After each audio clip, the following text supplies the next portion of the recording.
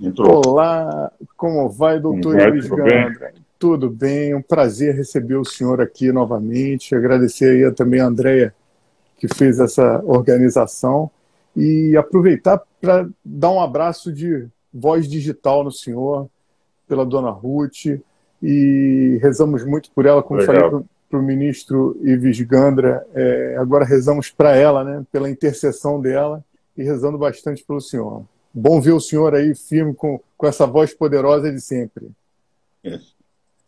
Mas olha, é um prazer estar com um amigo e, evidentemente, sentindo muito, mas com muita paz, porque foram 67 anos em que eu vivi muito feliz com ela. 65 de namoro e 62 de casado. Então, apesar da ausência, a paz interior, eu tenho uma intercessora no céu, e, por outro lado, se analisar que Deus permitiu isso durante todo esse período, é realmente para agradecer. Então, estou enfrentando, às vezes tem um momento ainda que a ausência é grande, e dói, entende, a ausência, e ainda me comovo algumas vezes quando estou falando, mas o agradecimento a Deus e a certeza de que ela está olhando por nós é muito grande, porque, inclusive, a morte dela, ela não sofreu praticamente. E quando começou a sentir mais falta de ar, ela foi entubada, sedada, depois não recuperou. Ela não queria morrer depois de mim, achando que não ia ter facilidade de administrar as coisas, e tinha medo de ficar dependente dos outros. De Uhum. tal forma, como ela tinha a minha idade, 86 anos, ela não sofreu, não ficou na dependência dos outros, foi com autonomia até ir para o hospital e morreu com ela filha antes, para não ter que enfrentar os problemas de administração. Na casa que, Uhum. apesar de ser minha colega de turma, ela Uhum. nunca, enfim, teve que trabalhar, porque os filhos foram nascendo um depois do outro, são 6 filhos, foram 8 vezes que ela ficou grávida, nós perdemos 2 no terceiro mês de gravidez, apesar de ela fazer tudo, fizemos tudo para que não perdesse, ficar em repouso 20 dias, sem levantar, etc., nós perdemos. Mas ela, então, se dedicou à casa, né? Uhum. E todas as pessoas, os círculos que ela formava e levava as pessoas para se aproximarem de Deus, círculos de preparação de virtudes humanas e tal, que ela fazia. Agora que se vai vendo um número de pessoas que ela atendeu, auxiliou, etc. Sempre com muita discrição, com muita doçura e em silêncio. Não é? Então, é realmente, tudo isso dá uma tranquilidade muito grande. Não é? Rafael, vamos Sim. lá. Vamos lá, doutor. Assim, hoje a ideia era falar sobre trabalho e família, né? E eu estou aqui, me elaborei todo para isso, que eu quero muito saber, porque o senhor e a dona Ruth montaram uma família que é um patrimônio cultural brasileiro, né? O senhor nunca aceita os elogios, né? Hoje eu falei que ia elogiar o senhor dizendo que o senhor é gênio até na modéstia, que aí o senhor não tem como recusar um Não, elogio desse. Porque a sua família, assim, os filhos que o senhor tem, a sua unidade familiar, filhos tão numerosos, o senhor conseguiu um equilíbrio que é algo fantástico. São 84 livros, sozinhos, né, escritos sozinhos, filhos de um ministro, todos preparadíssimos, inclusive, se eu não me engano, todos com preparação filosófica, os professores universitários, a doutora Ângela, secretária da família. Então, uma família mais do que bem encaminhada. E aí só resta assim, as pessoas, nós advogados que temos essas batalhas, estamos trilhando esse caminho, fazer uma pergunta simples para o senhor. Como, doutor Ives, como é possível conciliar tanta realização profissional com uma família tão bem encaminhada, com tão bons valores? não, nossa família é uma família igual às outras, com lutas, com dificuldades e com algumas realizações, não é? E o dado que eu acho importante O Ives, quando assumiu a vice-presidência do TST, eu nunca me esqueço do discurso dele, em que ele disse que a nossa família era o que era graças a uma pessoa, a sua mãe. E fez a seguinte observação: todos nós temos fé por causa da mamãe. E é verdade, porque eu comecei a namorar a Ruth quando voltei da França. Eu fui fazer um curso lá e saí do colégio, já fui direto fazer um curso de perfumaria, que era o ramo do meu pai. No sul da França, onde existe uma cidade chamada Grasse, que é a capital mundial dos óleos essenciais, com mais de 30 fábricas de óleos essenciais lá. Quando eu voltei, fui fazer o curso do Castelões, que tinha sido meu professor no Colégio Bandeirantes, e ela estava fazendo o curso. E aí nós começamos a namorar com 18 anos. Não é? Mas eu era agnóstico, muito livre. Você pode imaginar um menino que está afastado da religião, sozinho na França, entende? E, inclusive, enfim, com uma liberdade. E hoje, os meus filhos não, não se deram porque eles passaram a ter uns valores diferentes. Não que papai e mamãe não tivessem valores, mas o papai era teósofo, não era católico. A mamãe seguia tudo, o papai também foi um casamento muito bom, 67 anos de casados. Né? Então, o que ocorreu? Quando eu comecei a namorar com ela, dia 24 de dezembro de 1953, era dia de Natal. Nós fomos namorar às 3 horas, numa leiteria paulista, onde cada um tomou um frappé de coco, fomos assistir um filme, e os cinemas fechavam às 6 horas,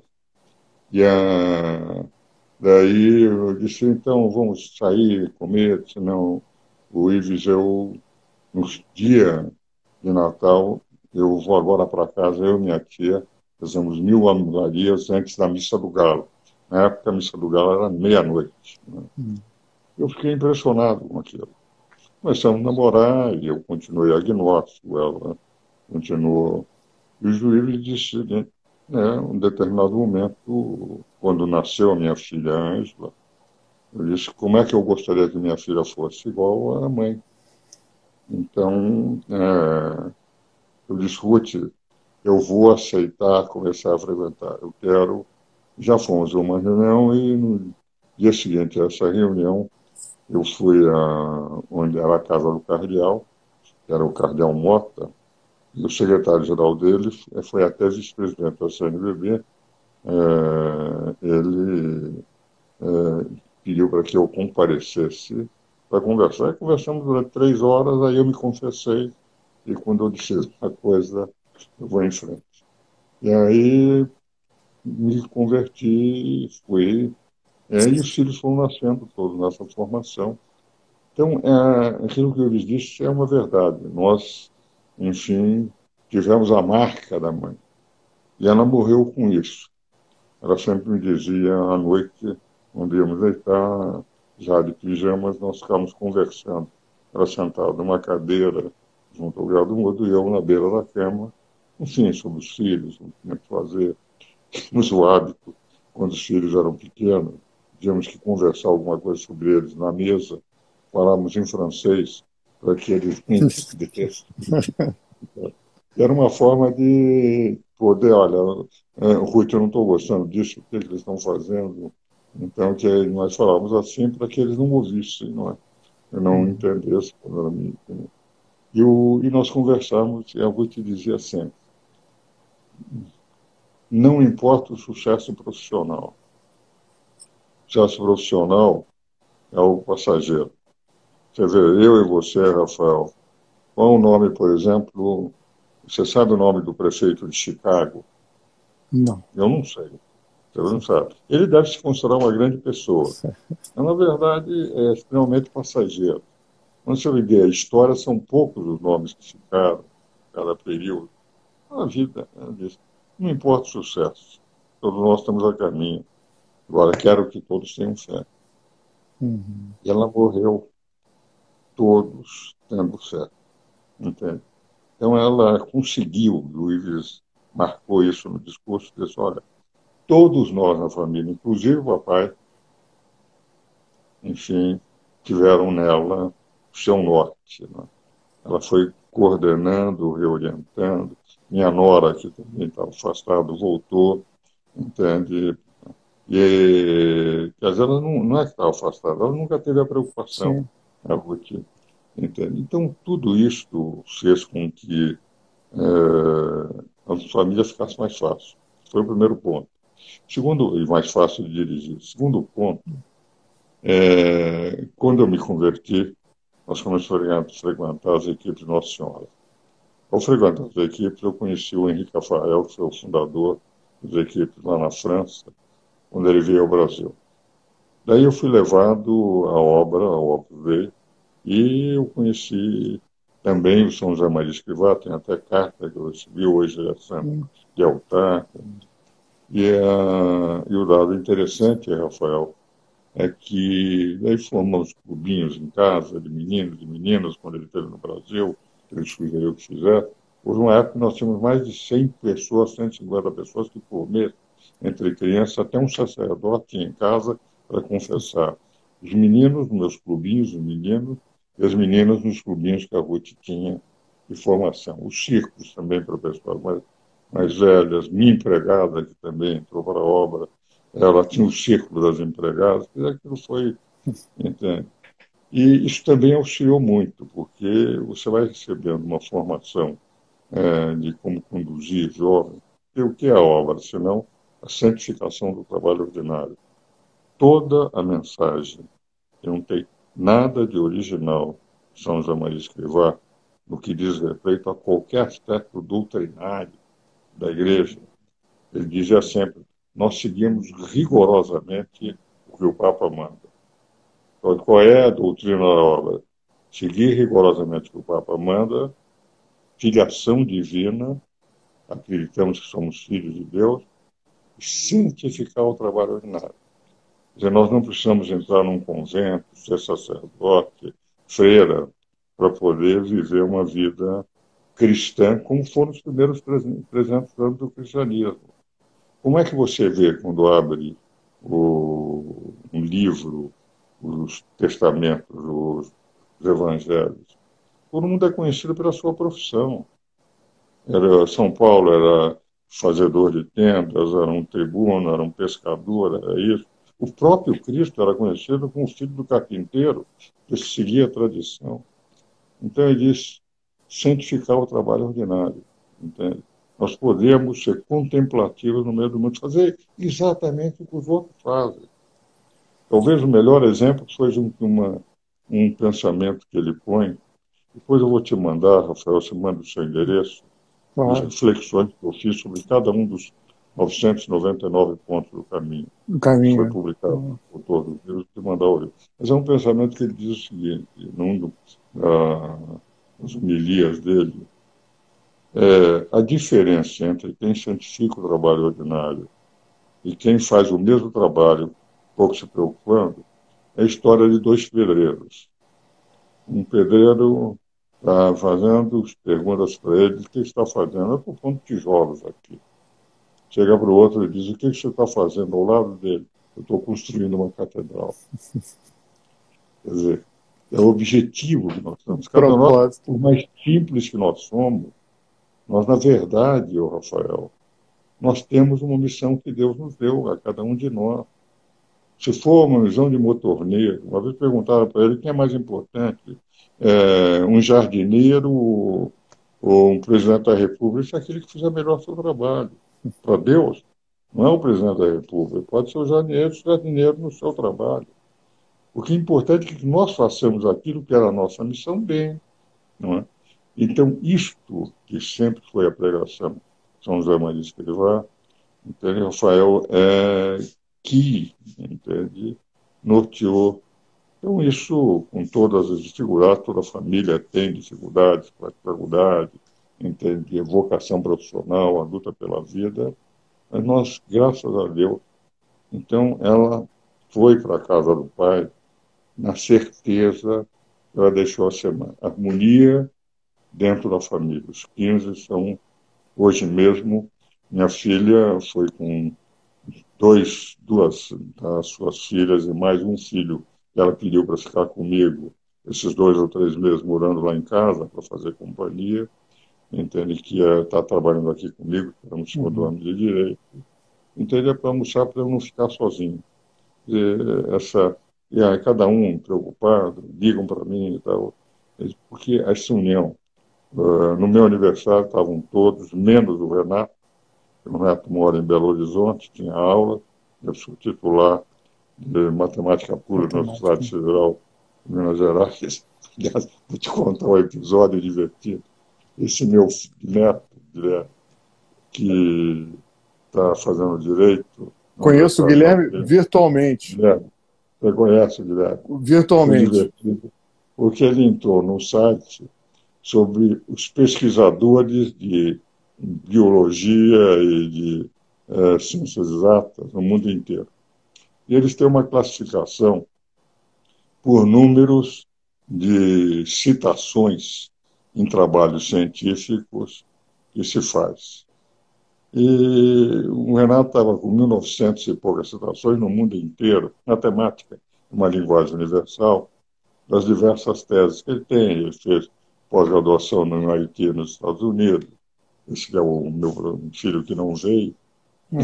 E o resultado dele é que a sua posição naquela classificação, eles estão primeiro lugar, segundo lugar, terceiro, mas evidentemente com um mundo de pessoas em cada um dos lugares, por ter o número de pesquisa.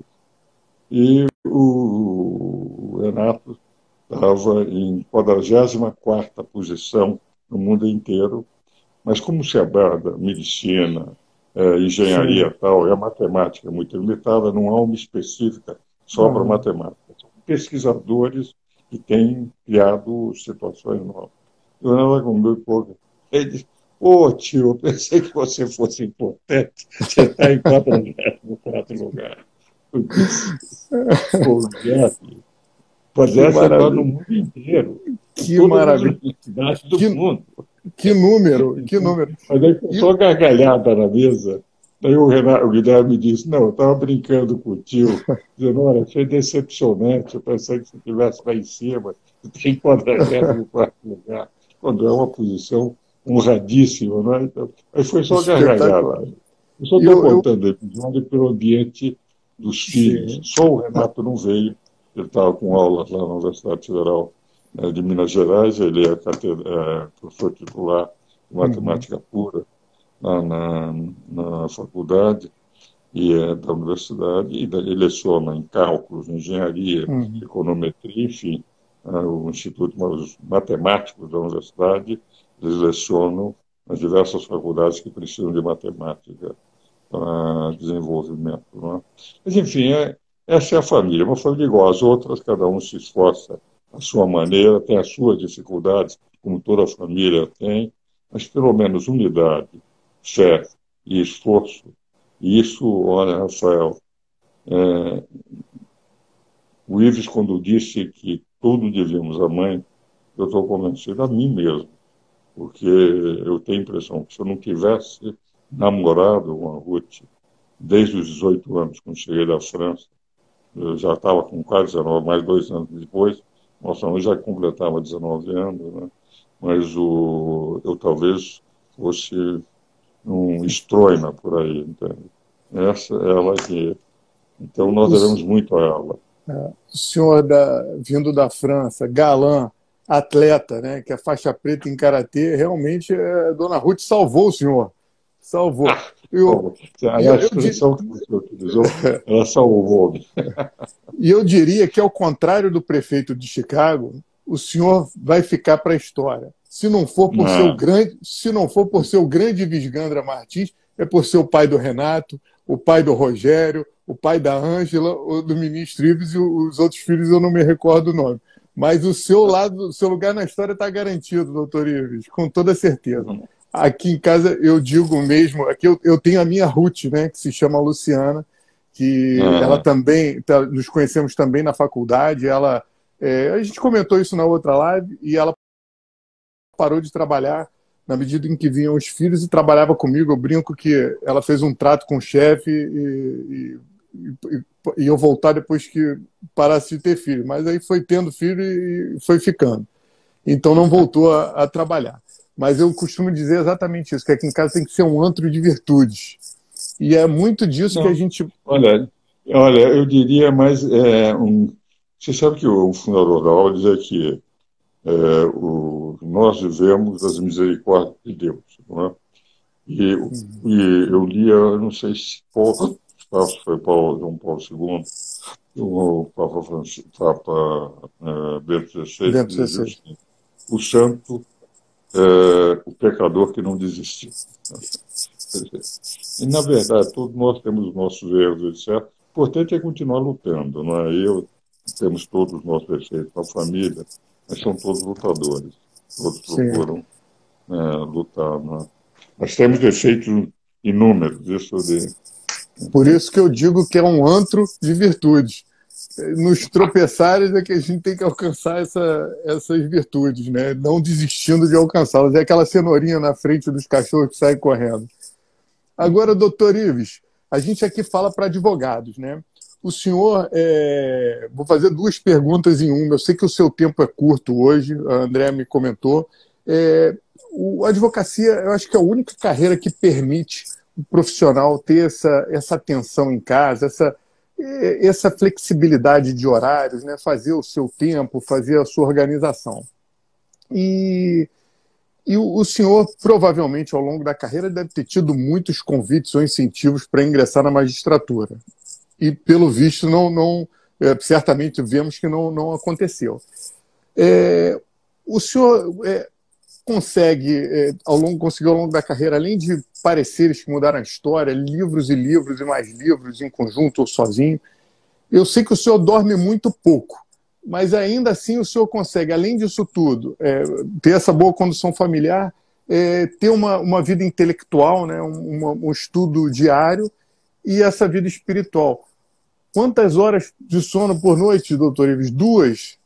Não, Como é que encaixa? agora, porque a Ruth terminava também, nós dormimos sempre juntos, não é na mesma cama, nada de cama separada, acho que o casal, e o dado é que eu acordava, ela acordava também, não é? Mas depois que eu tive 38 dias no hospital ano passado, uma septicemia, também fui entubado 6 dias, entende? Em vez de acordar 5 horas, nós começamos a acordar 6 horas, entende? Então aumentamos um pouco até para...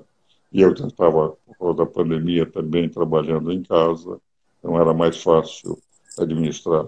No primeiro tempo, assistindo, inclusive, a missa diária que nós assistimos por televisão, e tão logo amainou um pouco, voltamos a assistir na igreja, na Nossa Senhora do Brasil. Agora, o dado, o Rafael, é que eu tenho a impressão que é mais um problema de organização. Porque, por exemplo, agora que a Ruth faleceu, eu voltei a acordar às 5h30. Eu acordava às 6 horas por causa dela.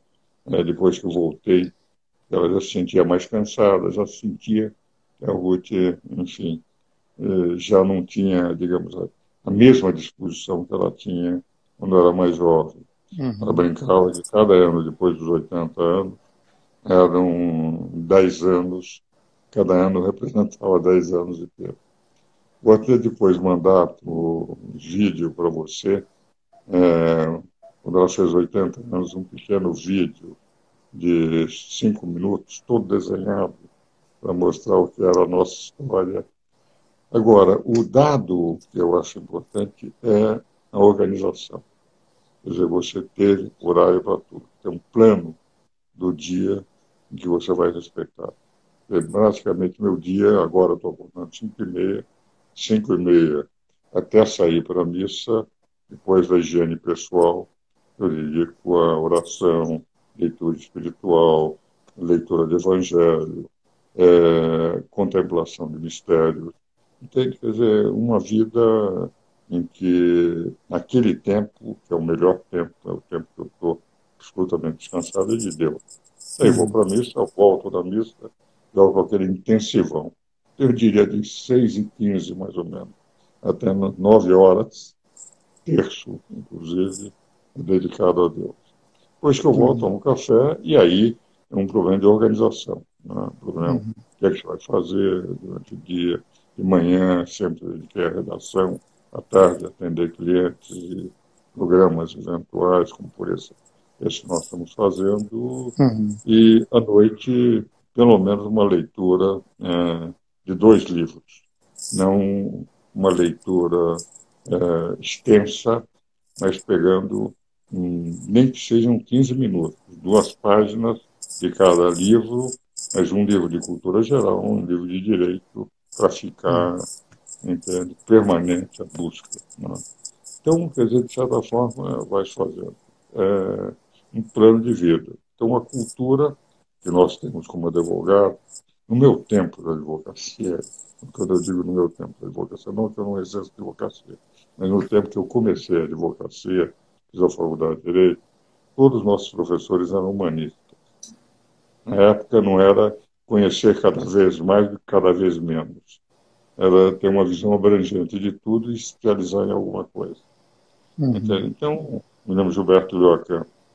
Uma vez o Gilberto, que foi um dos autores do Código Tributário Nacional, nós éramos muito amigos, me ligou, entende?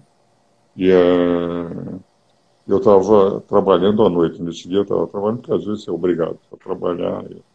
E eu trabalho com música clássica. Então eu estava ouvindo o concerto para violino de Beethoven.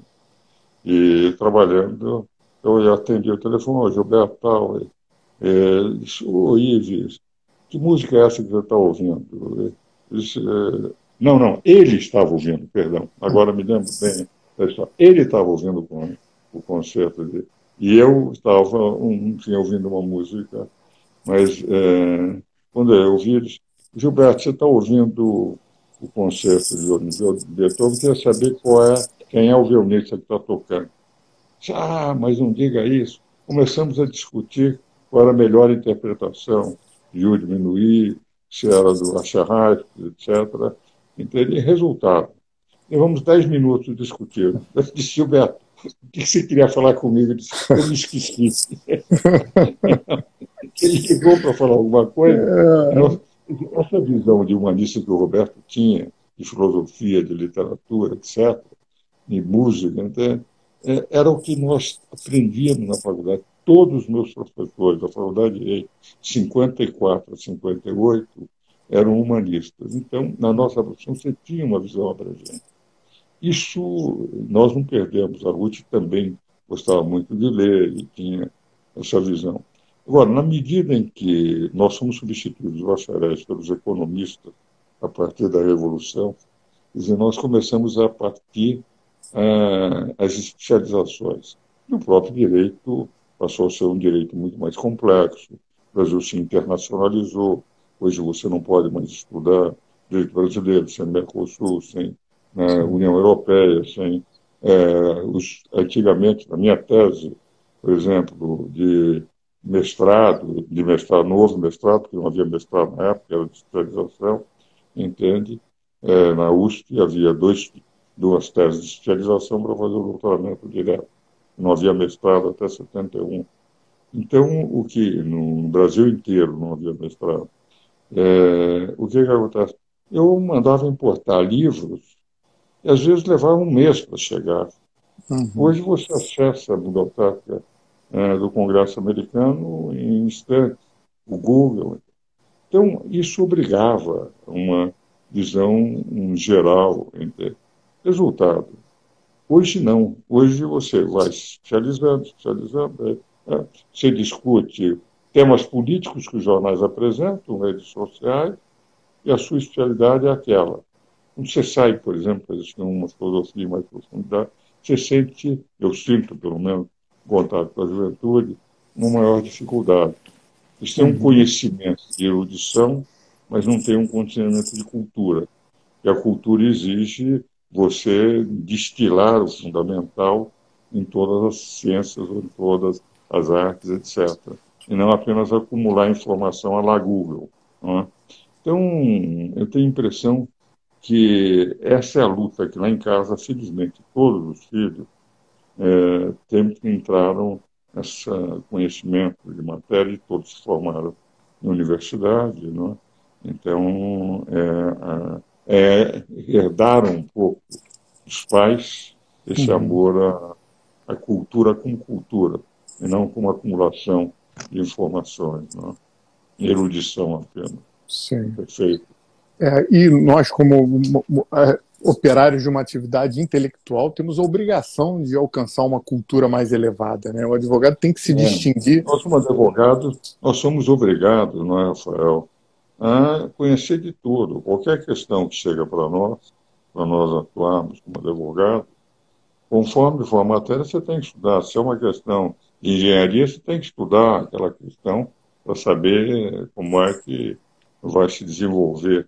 Se for uma questão de medicina, de biologia, eu agora vou receber um cliente, agora, deve estar chegando, entende, para discutir um parecer em que eu vou ter que abordar questões de medicina.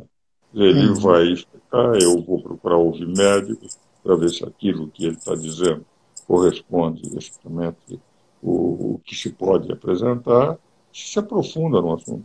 Então, o advogado tem naturalmente uma necessidade de uma cultura abrangente. Não é? Perfeito, Rafael. Um mar de conhecimento com um centímetro de profundidade, perfurando na medida da necessidade, né? Exatamente. Eu sei que o senhor está no horário, eu só queria agradecer muitíssimo. Sou muito fã do senhor desde os tempos da faculdade. Tive o privilégio de receber aqui o seu filho também, o ministro Ives Gandra. Foi uma live sensacional. E já deixo aqui o convite para outra, nossa terceira, porque eu adoraria ouvir o senhor sobre essa questão agora, esse novo instituto de prisão em flagrante permanente. E tenho medo até de perguntar a gente ser preso ano que vem por causa dessa live. Então... Não, faremos, né? Poderemos fazer constantemente.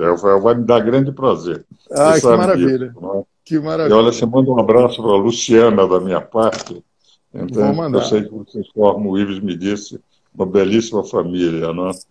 Obrigado. Tá, obrigado. Espelhado na sua. Muito obrigado. Aquele abraço. André também. Abraço. Tchau. André está aqui, ela já está também desligando. Já vou atender. Tá bom. Já está chegando o cliente, por essa razão, Rafael. Bom atendimento.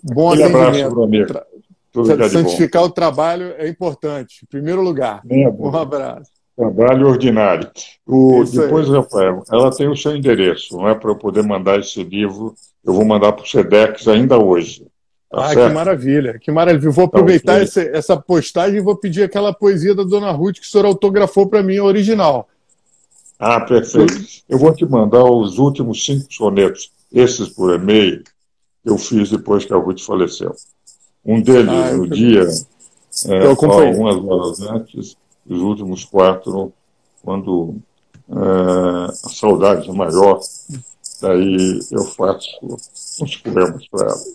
E não pode parar. Muito obrigado. Um grande abraço. Hein?